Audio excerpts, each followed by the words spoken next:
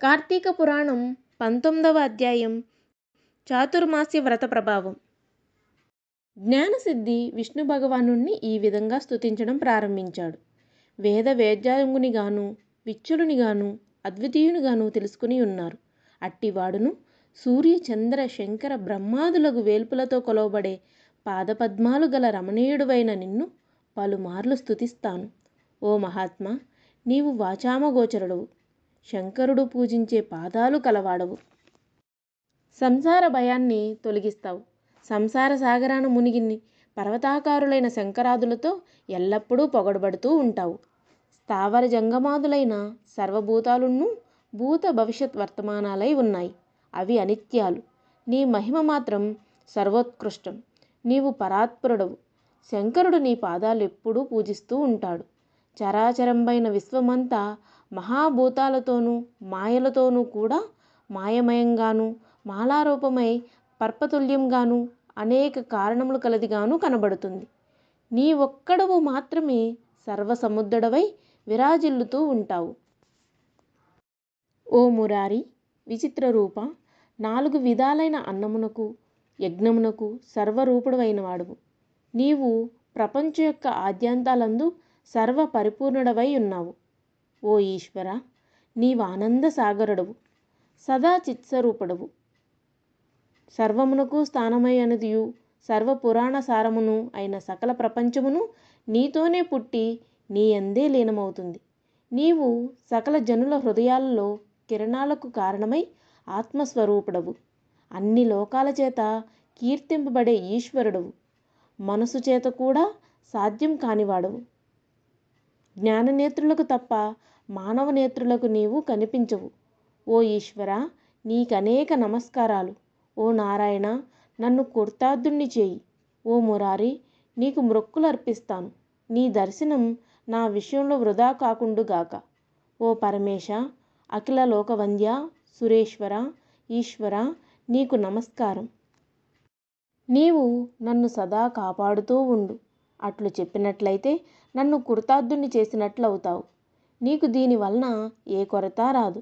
నీవు దయానిధివి, దాతవు. నేను దీనుడను, సంసారాంబుదిలో మునిగి ఉన్నాను. నిర్మలుడా, ఈశ్వర, లోకంచే నమస్కరింపదగినవాడా, మరావి సంసార సముద్రంలో మునిగిన నన్నుద్ధరించు. త్రైలోక్యనాథునికి నమస్కారం. త్రైలోక్యవాసినివై నీకు నమస్కారం. అనంతుడవు, ఆదికారుడవు, సర్వవ్యాప్తివి, సృష్టికర్తవైన నీకు నమస్కారం. దయానిధి, హంసుడవు, హంసపతివి, గుణాతీతుడవు, గురువైన నీకు నమస్కారం. నిత్యానంద సముద్రుడవు నీవు, స్వర్గాపవర్గ ప్రాప్తికారుడవు, సకల విభేదాలు లేనివాడవు, తేజస్వరూపుడవు, సర్వేశ్వరుడవు, హరివి, శ్రీకృష్ణుడైన నీకు నమస్కారం. సృష్టి స్థితి నిలయకారుడవు, వైకుంఠవాసుడవు, నీ పాదపద్మాలకు మ్రొక్కుతూ వినయంతో తలదించి ముందుకు వాల్చిన వ్యాసాదులు నిన్ను స్తుతించు నీ పాదములందలి భక్తి అనే నావనెక్కి పుట్టుకలనే సముద్రాన్ని దాటి అర్తి బోకార్చి తేజోమయుడవైన నిన్ను పొందుదరు. మానవులు అనేక విధాలుగా విన్నప్పటికీ ప్రత్యక్షమానుది తర్కశాస్త్ర వాక్యాలచే ఊహించియును, నానావిధ పురాణాలు ఆగమాలు పఠించును, పెక్కు శాస్త్రాలు విచారణ చేసియును నిన్ను తెలియలేరు. హరియందు భక్తి వల్ల కలిగిన జ్ఞానంతో నీ పాదపద్మాలు చేరి నీ మీద భక్తి వల్లనే ఉత్తముడవైన నిన్ను చేతురు. గజేంద్రుని ధ్రువుని రక్షించావు, ప్రహ్లాదుణ్ణి కాపాడావు, మార్కేండ విభీషుణ్ణి ఉద్ధవుణ్ణి పోషించావు. కీర్తి సంపదలతో విరాజిల్లు వాడైన నీకు నమస్కరిస్తున్నాను. నిన్ను మారు తలచినంత మాత్రాన సకల పాపాలు నశింపజేసే నీ పాదపద్మాలు పొందుతారు. అట్టి నీకు నమస్కారం. కేశవ, నీకు నమస్కారం. నారాయణ, నీకు నమస్కారం. ఓ విష్ణు, నీకు నమస్కారం. మధుసూదన, దేవ, మహేష, మహామతి త్రివిక్రమ, వామన, నీకు నమస్కారం. శ్రీధర, నీకు వందనం. హృషికేశ, నమస్కారం. పద్మనాభ, నమస్కారం. దామోదర, నమస్కారం. సంకర్షణ, నమస్కారం. ఓ గుణానిధి, నన్ను కాపాడు అని ప్రార్థించాడు. ఈ విధంగా జ్ఞానసిద్ధి ప్రార్థించడం విన్న శ్రీమన్నారాయణుడు మందహాసంతో, జ్ఞానసిద్ధి, నీ స్తోత్రానికి సంతోషించాను, వరము కోరుకో అన్నాడు.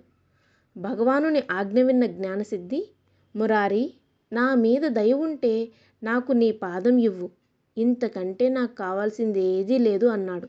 అప్పుడు శ్రీహరి, నీ కోరిక ఆ విధంగానే నెరవేరుతుంది. నీకు మేలు కలిగే మరొకటి చెప్తాను విను. కొందరు బుద్ధి లేక దురాచారుల్ని ఆశ్రయిస్తారు. వాళ్ళ కొరకు పాపహరికమన్ను వేదోక్తము అయిన వ్రతాన్ని ఒకదాన్ని నియమిస్తాను.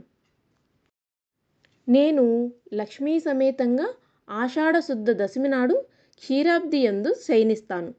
తిరిగి కార్తీక శుద్ధ ద్వాదశి నాడు మేల్కొంటాను. ఈ 4 నెలలు యోగనిద్రలో ఉంటాను. నన్నెవరైనా వ్రతాల చేతను దానాల చేతను పూజిస్తే వాని పాపాలన్నీ పోయి నా సాన్నిధ్యం కలుగుతుంది. నా తృప్తికి కారణమైన ఈ 4 నెలల్లో నీ వ్రతాన్ని చేయని వారు నరకాన్ని పొందుతారు. ఆ ఆజ్ఞ ప్రకారం చాతుర్మాస వ్రతం చేయని వారు బ్రహ్మహత్య చేసినంత పాపాన్ని పొందుతారు. నిద్ర, సోమరితనం, మొద్దుతనం, పుట్టడం, గిట్టడం, దుఃఖం మొదలైన వాటి వలన కానీ, లాభాల వల్ల కానీ, తక్కిన వాటి వల్ల కానీ నా భక్తులకు భయం లేదు. నా భక్తులెవరో, భక్తుహీనులెవరో వారి భక్తిని పరీక్షించే నిమిత్తం నిద్రపోతూ ఉన్నట్లు నటిస్తాను. నా ఆజ్ఞ ఎవరు నెరవేరుస్తారో, నా ప్రియాన్ని ఎవరు కలిగిస్తారో వారి వాక్కై జయములైన పాపాలన్నీ నశిస్తాయి. నీవు చేసిన స్తోత్రాన్ని 3 సంధ్యల్లోనూ పఠించే వారికి నా మీద దృఢమైన భక్తి కలుగుగాక. వారు చిరకాలం వైకుంఠాన నివసించుగాక అని పలికి యోగనిద్రకు వెళ్ళిపోయాడు. ఓ మహాముని, ఈ శ్రీహరి వాక్యాన్ని నీకు చెప్పాను. ఈ చాతుర్మాసి వ్రతం అన్ని వ్రతాలలోనే ఉత్తమును, పావనమును, ఫలప్రదమును అవుతుంది. మహాపాపిష్టులైన దుర్మాత్ములు కానీ, విష్ణుప్రియులైన సాధువులు కానీ చాతుర్మాస్యం రాగానే చాతుర్మాసి వ్రతం ఆచరించాలి. 4 జాతుల వాళ్ళు, స్త్రీలు, పురుషులు, పుణ్య స్త్రీలు, విధవ స్త్రీలు, సన్యాసులు, వారు వీరు అనే భేదం లేకుండా విష్ణు ప్రీతికి ఈ వ్రతాన్ని చేయని వారు 1,000,000 జన్మల వరకు సునాపానం చేసిన వారి పాపాన్ని పొందుతారు. చేస్తే అనంత పుణ్యం లభిస్తుంది. జ్ఞానసిద్ధులంతా చాతుర్మాసి వ్రతం చేస్తే పుణ్యలోకాలు పొందుతారు. ఇది శ్రీ స్కాంద పురాణాంతర్గత కార్తీక మహత్యమందలి 18వ అధ్యాయం సంపూర్ణం.